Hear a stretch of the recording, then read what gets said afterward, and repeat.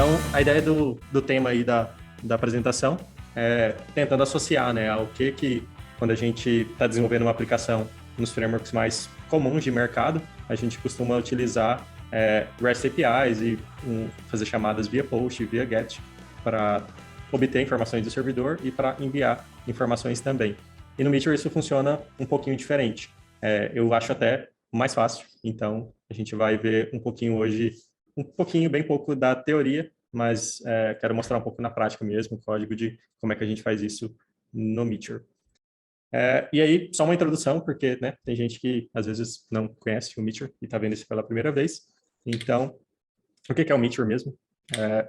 Basicamente, o Meteor é um framework de JavaScript full stack para desenvolvimento de aplicações web, mobile e desktop. Então, quando você vai utilizar, por exemplo, o React, você está utilizando um framework de front-end. Se você vai utilizar o Nest.js, você está utilizando um framework de back-end. O Meteor, ele é full stack, então ele vai atuar e tentar te ajudar nas duas pontas, tanto no front-end quanto no back-end. E aí, quando você está criando aplicativos web, quando eu comecei com o Meteor mesmo, lá em 2015, AngularJS, que era o framework da moda, e eu ficava pensando, tipo, tá, então em vez de usar o Angular, eu vou usar o Meteor, mas hoje em dia a gente pode pensar, em vez de usar o Angular ou o React, né, que é o mais usado aí no mercado, em vez de usar o React, eu vou usar o Meteor? Na verdade, não. No front-end, o Meteor ele se integra com diversas opções que a gente tem. Então, você pode utilizar o Meteor hoje com React, com Svelte, com Vue ou com o Blaze. Então, o Meteor, quando ele surgiu, ele utilizava o Blaze, que é um framework de front-end criado pelo próprio time aqui do Meteor. Mas, hoje em dia, a principal forma que a gente desenvolve aplicativos Meteor é com React. E a gente suporta todos esses outros, então é bem flexível. Na parte de mobile também, a gente se integra nativamente com Cordova e você também pode utilizar React Native para criar aplicativos mobile. E desktop a gente se integra com Electron. Tem algumas iniciativas aí, não iniciativas ainda, mas alguns desejos da gente se integrar com o Capacitor e também com um outro framework que eu esqueci o nome agora, se alguém lembrar pode falar, que é de desktop, que saiu há pouco tempo. Não sei se é Taurino ou alguma coisa assim, mas já tem pessoal da comunidade comentando de a gente integrar o Meteor com ele também. O Meteor integra por padrão com o MongoDB, então lá no seu servidor a gente já vai se integrar facilmente com o MongoDB. E uma das principais vantagens do Meteor em relação à maioria dos frameworks de mercado é que você cria facilmente aplicações real-time. Então, pensa em aplicação como um Trello da vida, por exemplo, onde você está gerenciando tarefas ou alterando algum status e outra pessoa está com o browser aberto e ele não precisa dar um refresh para ver aquilo se atualizando. Então, você altera do seu lado aqui e quem está com o browser aberto já vai ver aquela alteração em tempo real. E isso você consegue fazer com diversos frameworks, mas com Meteor isso é muito fácil. Ele tem sistema de autenticação embutido, que eu acho muito legal também. É horrível ter que ficar recriando a autenticação toda vez que você cria um sistema novo. E ele é integrado ao ecossistema JavaScript e TypeScript. Então, você pode usar, se você não quer usar MongoDB, por exemplo, você pode utilizar Postgres, você pode usar qualquer outra coisa. O real-time do Meteor hoje ele funciona com o MongoDB, mas se você não quer criar algo real-time, você também pode usar Meteor e você pode usar qualquer outro banco de dados.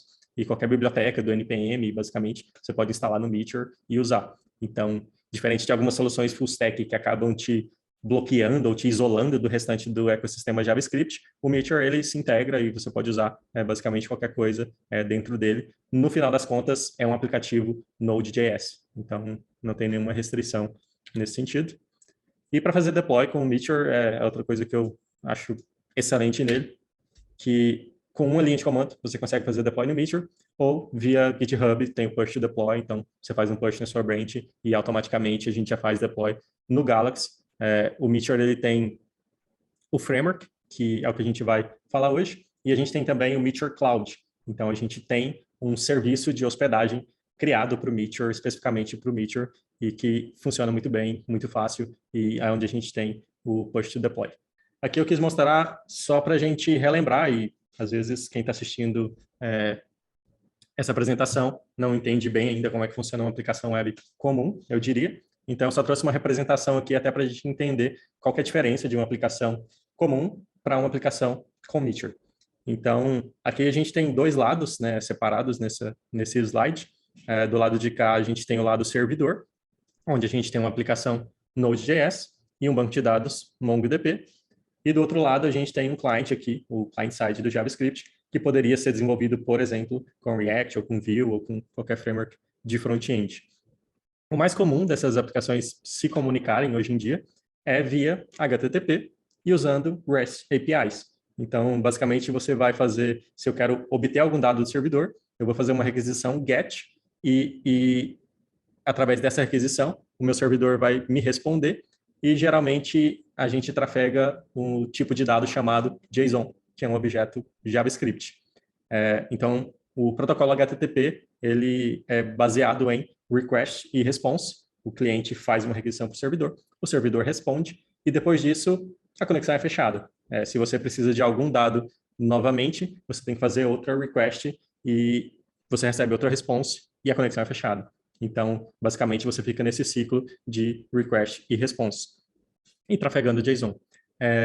Nesse caso aqui, por exemplo, você não consegue, o servidor, ele não consegue por conta própria, porque ele quer enviar alguma coisa para o cliente. Quem faz a requisição é o cliente para o servidor. Então, digamos que eu inseri alguma coisa nova através do client, inseri alguma coisa lá no MongoDB, e eu gostaria de enviar essa atualização para todo mundo que está com o aplicativo aberto.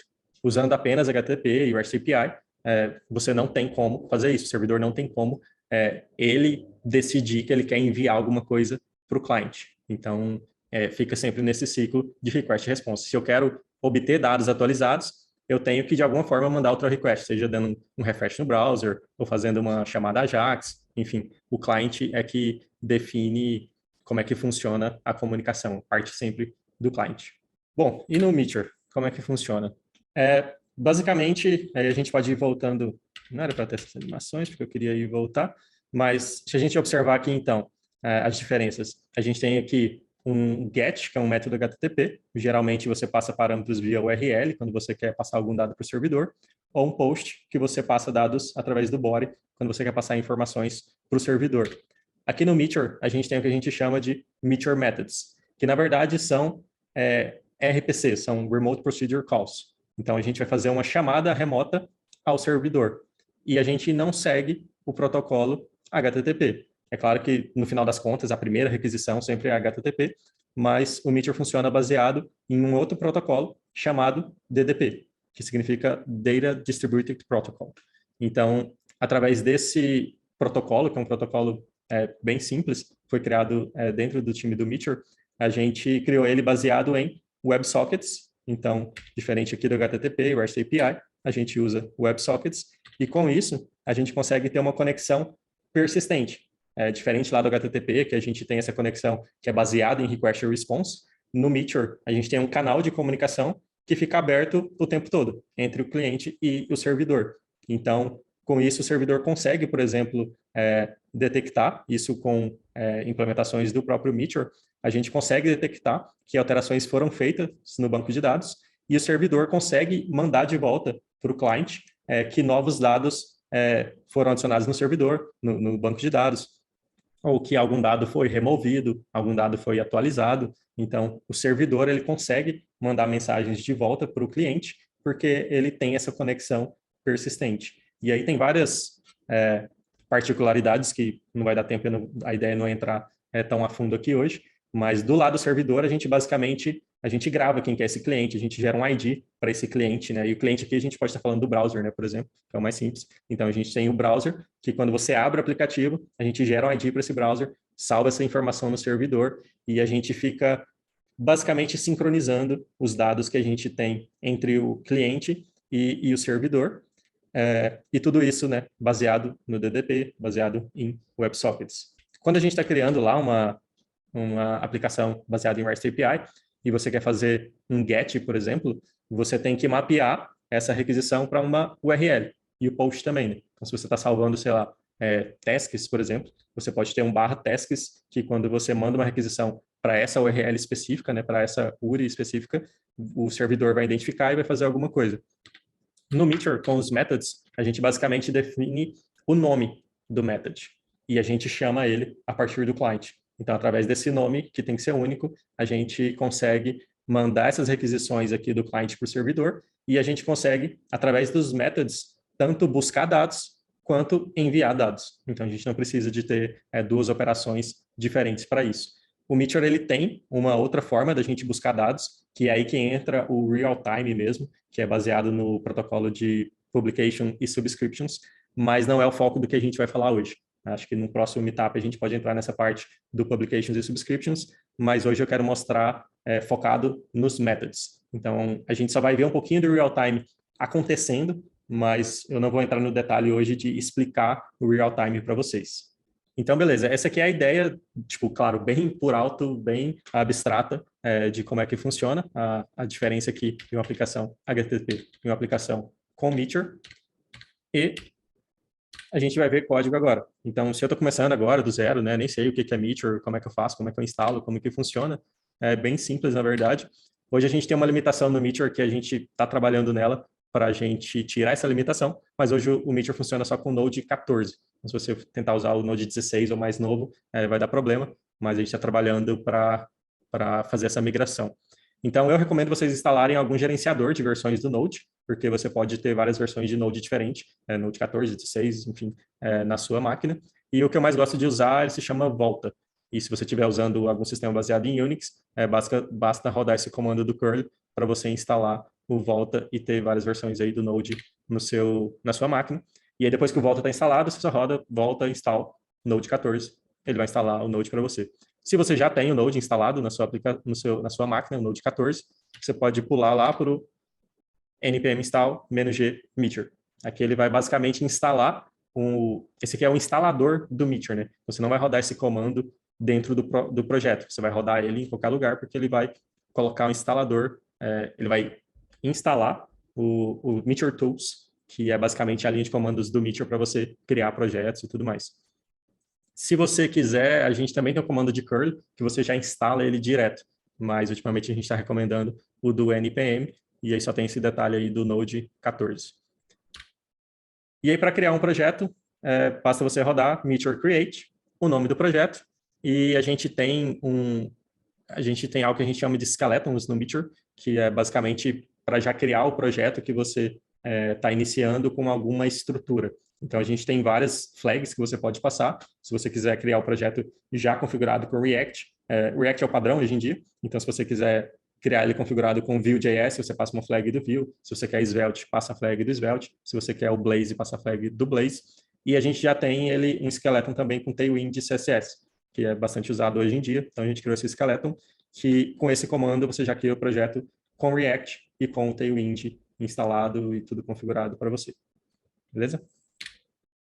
E aí você roda um run start, ele vai começar a sua aplicação. Então, vamos dar uma olhada aqui na prática, como é que funciona isso. Então, vou rodar aqui um Meteor Create, Superlinks é o nome do projeto, pode ser o nome que você quiser. E aí eu vou passar essa flag aqui do Tailwind, que ele já vai criar com Tailwind para mim. Aqui ele já vai criar uma estrutura de projetos, ele já vai instalar as dependências que precisa para o Meteor. Enfim, ele vai rodar uma série de comandos aqui, então ele vai demorar um pouquinho. E eu já vou abrindo aqui o WebStorm, que é o que eu costumo utilizar para a gente trabalhar no projeto, que ele já criou. Depois que ele cria, ele fala aqui, né, para você rodar o projeto. A gente pode até rodar já, antes de abrir o WebStorm. Basta entrar na pasta que ele cria, né? Então ele já cria um diretório com aquele nome do projeto e rodar o comando Meteor. Vamos entrar aqui em Superlinks, Meteor. Quando a gente roda esse comando, ele vai fazer o build, o Meteor ele também define, tem como você passar alguns parâmetros, mas ele define qual arquitetura que você quer gerar o seu aplicativo. Então, aqui no caso vai ser web, né? Porque por padrão ele já tem vários pacotes para web, mas se você estivesse usando Cordova, por exemplo, ele já faria o build para o Cordova também. Se você estivesse usando desktop, ele também já faria isso.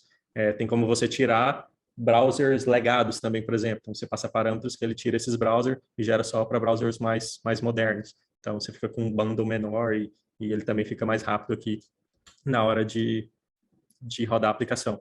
Outra coisa que você não precisa fazer é ter o MongoDB instalado na sua máquina. Então, o Meteor ele já traz um MongoDB embutido. É claro que isso é para facilitar, né, o start aqui do seu projeto, mas depois é melhor você instalar o banco de dados e apontar uma URL para o seu banco de dados. Mas para você começar, ele já traz um MongoDB embutido aqui. E vocês podem ver que ele está rodando na porta 3000. E eu já vou abrir aqui o Atlas. Geralmente eu nem uso o Atlas, mas como ele é gratuito, eu quis usar ele hoje. E ele já está conectado aqui na... Eu vou até fechar e abrir novamente, caso vocês não conheçam. O MongoDB, na verdade, é o Compass, né? O Atlas é o serviço de cloud do MongoDB. E o Compass é esse client para você se conectar ao banco de dados. Então, por padrão, ele já roda o banco na porta 3001. Então, é só mudar aqui o nomezinho da porta, dar um connect, e ele já vai conectar no meu MongoDB que está rodando para essa aplicação. Aqui dentro de Meteor, você pode ver que ele já tem uma collection aqui, no caso é uma collection. Se eu for aqui em databases, né, ele cria esse database chamado Meteor, por padrão, e aqui dentro ele tem uma collection chamada links. Isso é porque a gente já criou isso no nosso skeleton. Então, eu vou abrir agora o WebStorm para mostrar para vocês o skeleton que foi criado. Então, essa é a estrutura do projeto que o Meteor já criou para a gente. Isso porque a gente quis usar o skeleton, né? Tem como você passar flags e criar o projeto sem nada, tem como, enfim, tem diversas variações. Eu não vou entrar muito no mérito das pastas e explicar tanto isso aqui hoje, porque senão a gente vai gastar bastante tempo. Então, eu vou tentar meio que aonde interessa. Mas, passando bem rápido, a gente tem uma pastinha client, onde a gente tem o main, o HTML, que é o principal carregado. Como ele é um projeto já com Tailwind, eu já tenho algumas classes aqui do Tailwind e tudo mais. Aqui no main CSS, ele já está com o Tailwind configurado. E também já está com React. Então, a gente aqui no client, na verdade, acho que isso é importante passar bem rápido, mas a gente tem um projeto aqui que a gente tem tanto client quanto server no mesmo projeto. Então, é muito comum hoje em dia você ter projetos separados e eu, sinceramente, acho que a gente acaba perdendo bastante produtividade por causa disso. Então, aqui tem essa configuração, onde a gente define qual que é o módulo principal do aplicativo e aqui, quando o client foi iniciado, ele vai procurar por esse arquivo aqui, dentro da pastinha client, chamado main.jsx. E quando o server for startado, ele vai procurar pela pastinha server e o arquivo main.js. O Meteor não define a estrutura de pastas que você tem que criar, isso aqui é só um start que ele dá para a gente, mas você pode mudar o nome das pastas e organizar da forma que você achar melhor.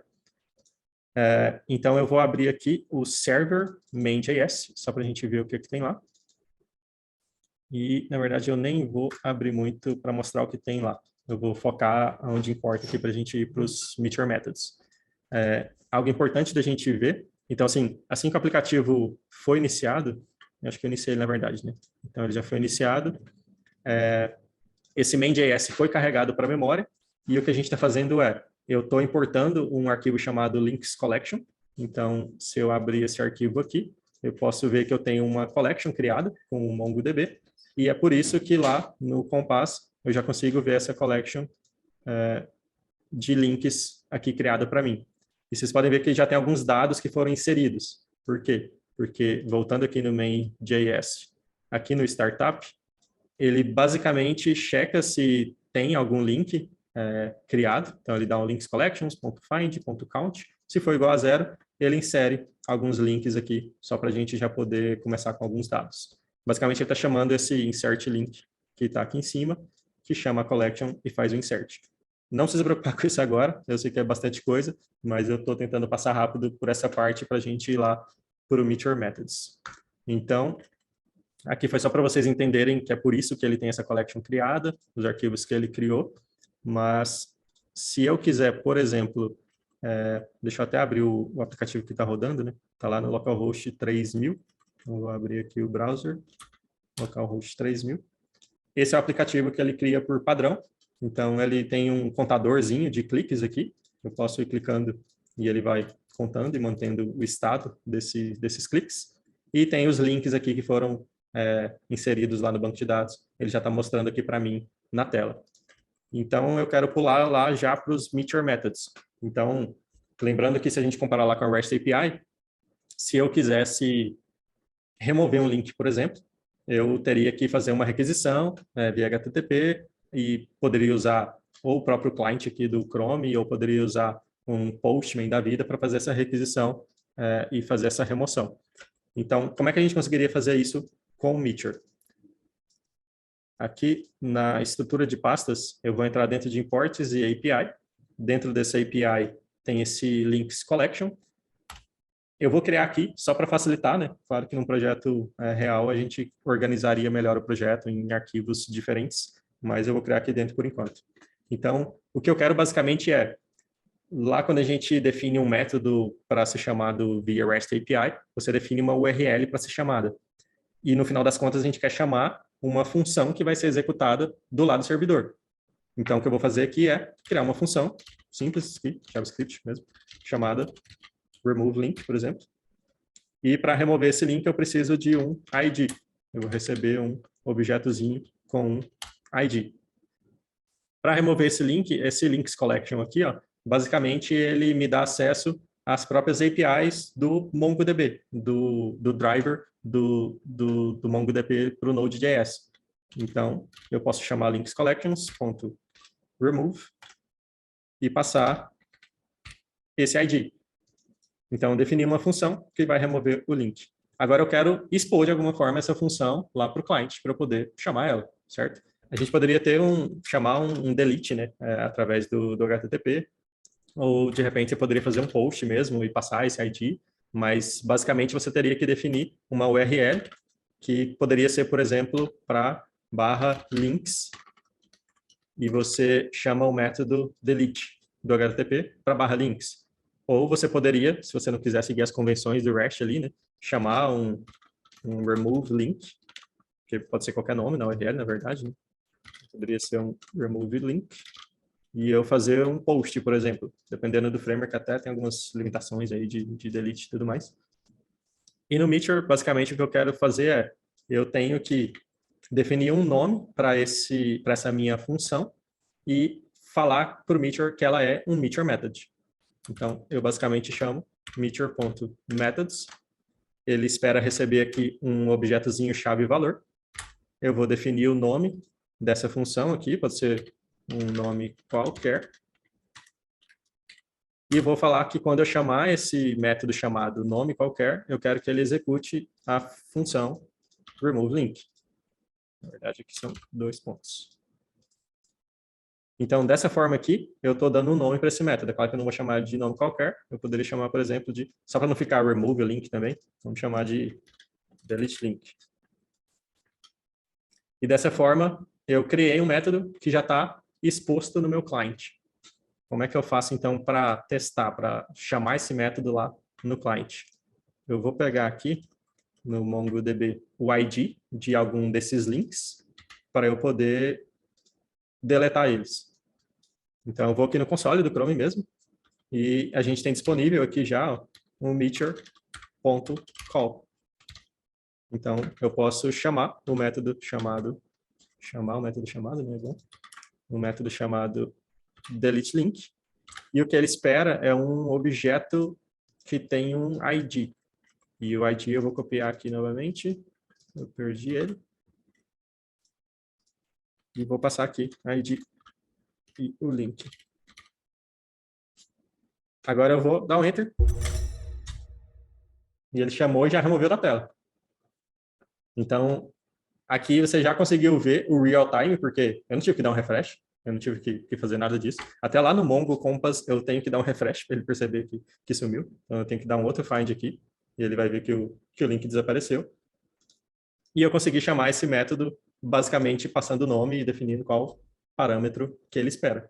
Então, algo que às vezes o pessoal fica com medo é, caramba, mas a minha função está exposta dessa forma, tipo, isso não é inseguro.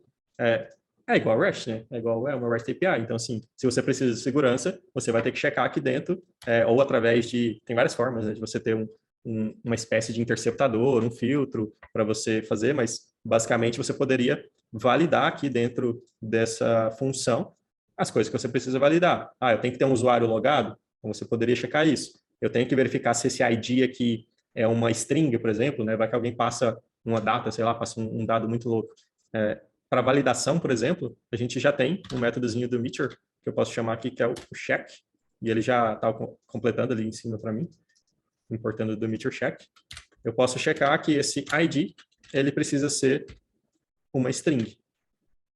Então, com isso, se eu tentar executar esse método lá no client novamente, passando um número, por exemplo, ao invés de uma string, vou chamar aqui 1, 2, 3, ele já vai me lançar um erro. Ó, match error, expected string, got number. E isso é um erro que foi lançado lá no servidor também. Se eu abrir meu terminal aqui, ó, a validação que foi feita lá no servidor, que basicamente está falando a mesma coisa. Ó, delete link, estava esperando uma string e recebeu um número. Então, eu já tenho, de uma forma muito simples, muito fácil, exposto esse método aqui para eu checar.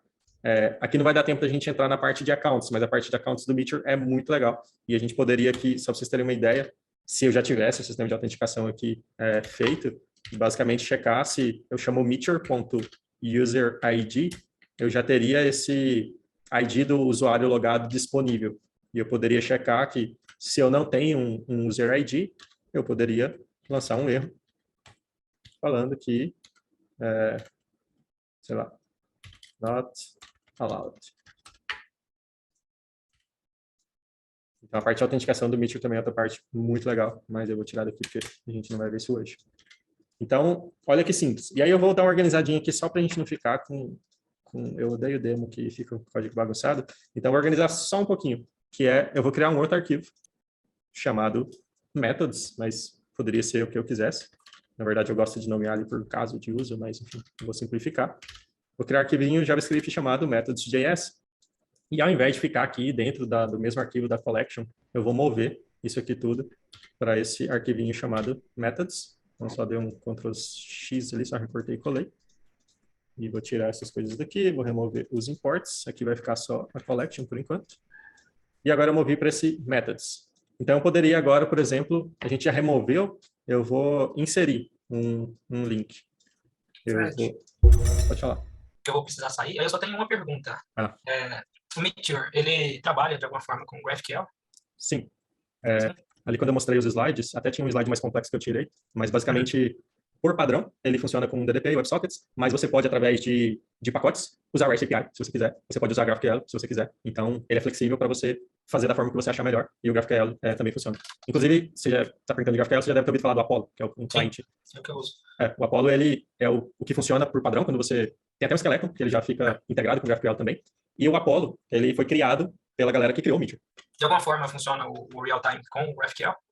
Ele não funciona o real-time porque o GraphQL tem... Eu não sou expert em GraphQL, tá? Mas até onde eu sei, o GraphQL estava implementando ainda suporte real-time, mas acho que ainda não tem, ou se tem alguma coisa nova. Então, porque o GraphQL não tem, ele também não funciona. Mas você pode usar até uma mistura dos dois. A gente tem alguns projetos que a gente faz isso. Para operações que a gente não precisa de real-time, a gente usa o GraphQL para buscar os dados e para enviar os dados, para salvar alguma coisa. E alguma tela que a gente precisa do real-time, daí a gente usa o DDP para aquela tela específica. Bacana, que eu vou precisar de sair aqui, mas depois eu já peguei aqui o Slack, depois eu vou acompanhar lá e pegar o link. Valeu, hein? Beleza, show. Valeu aí pela participação. Tá, eu vou buscar um dado e vamos ver se dá tempo de inserir também. Então, beleza, aqui eu removi esse link. E aí, assim, acho que ficou fácil, né? É só a gente pensar um pouquinho em como o próprio JavaScript funciona para a gente criar uma outra função chamada, por exemplo, getLink. E o getLink eu também preciso... Eu vou criar um getLinks e retorno todos. E eu não preciso passar o ID. Então, getLinks, eu vou chamar linkscollections.find.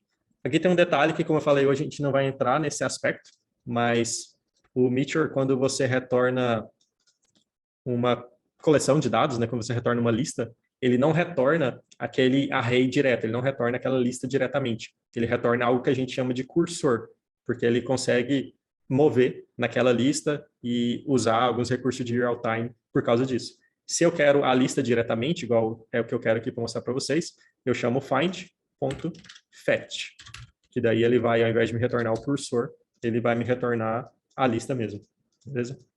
Então, eu criei uma outra funçãozinha aqui, que basicamente vai no banco e me retorna todos os links. E aí eu preciso, se eu quero disponibilizar ela para ser usada lá no client, eu preciso registrar ela como um Meteor method.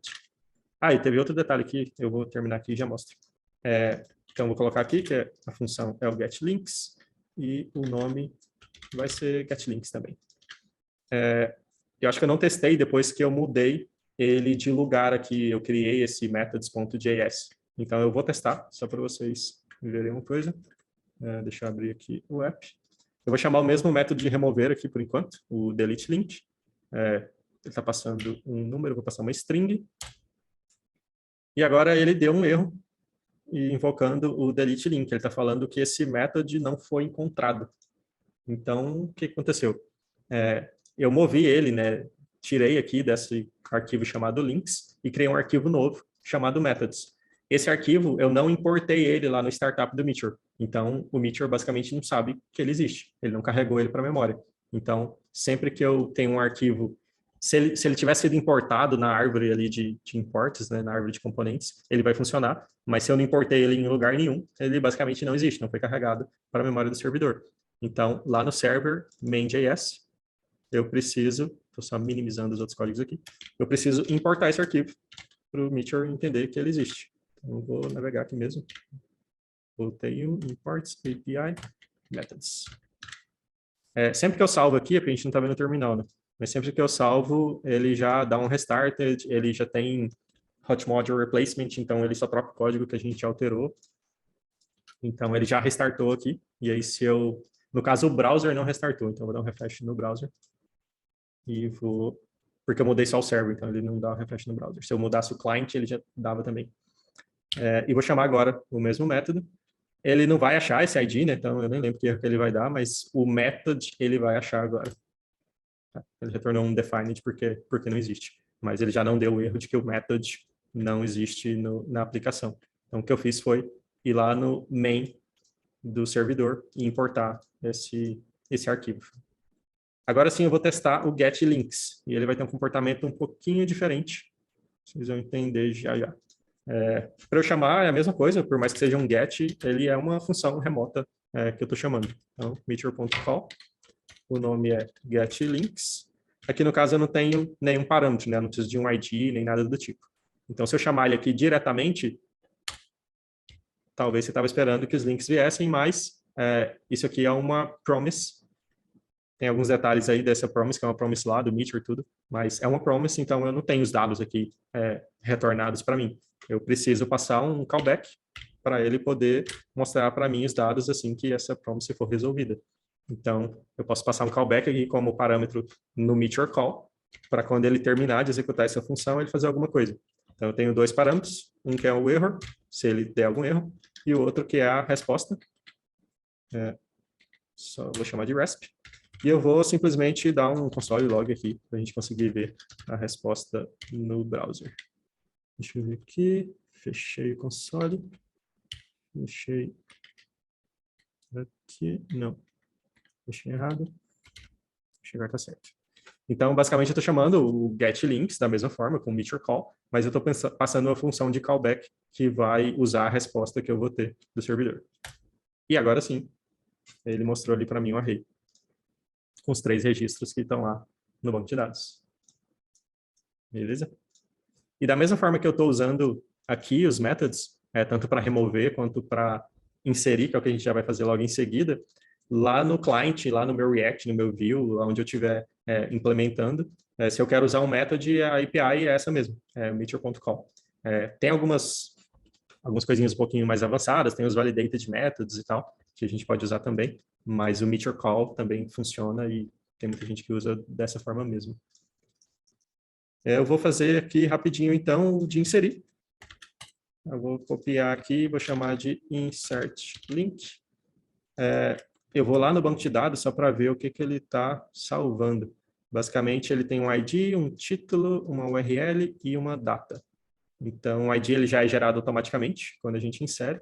Então, eu vou precisar receber um título e uma URL.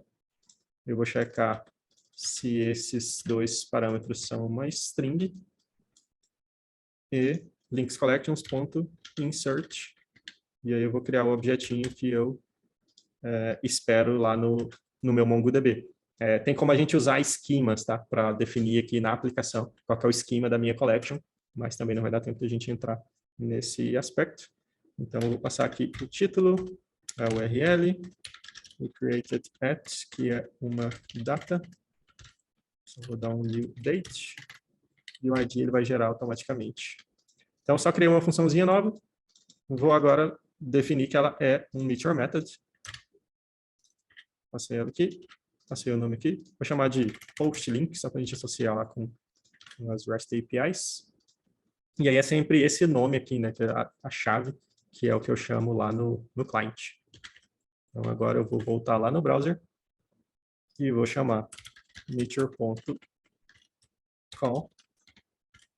post link, né?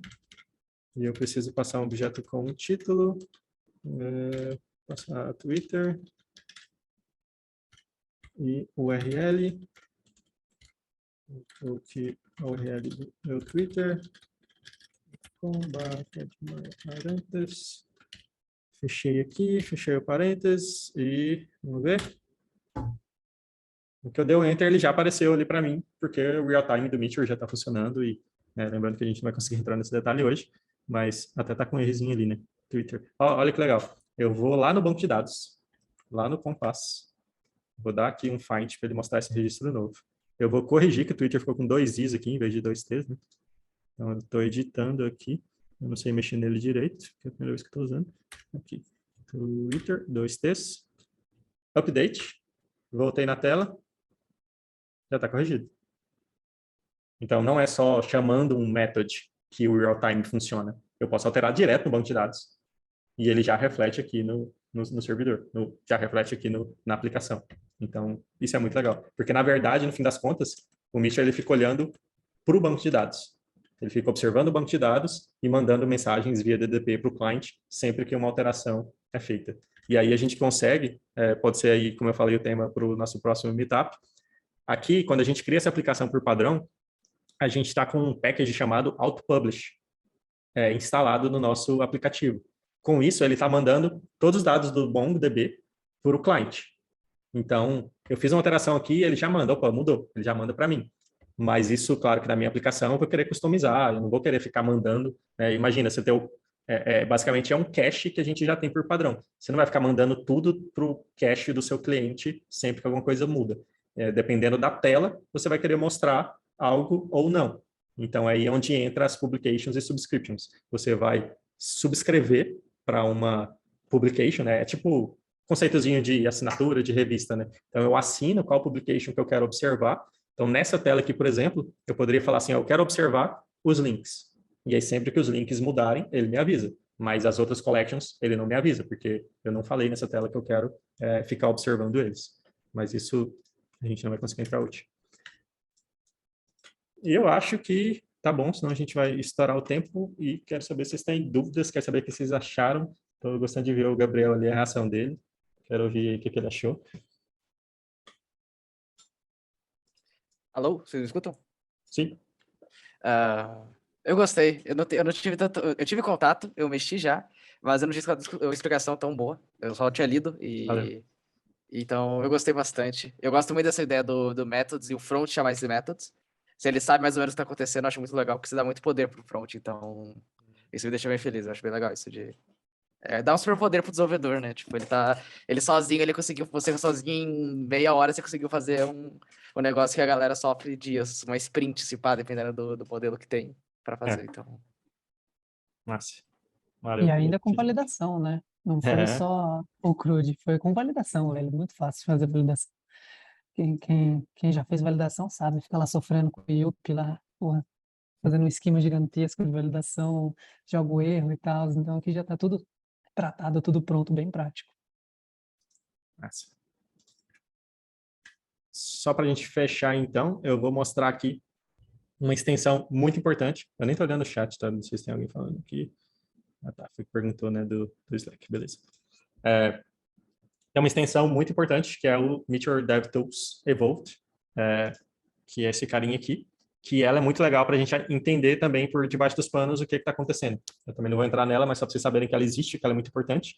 E ó, para você ver que está rolando um tênis de mesa ali, né? Um ping-pong ali do DDP, porque ele fica justamente validando se a conexão ainda está ativa, né? Então ele manda um ping para o servidor responde com pong. Isso faz parte do protocolo DDP para ele manter a conexão ativa.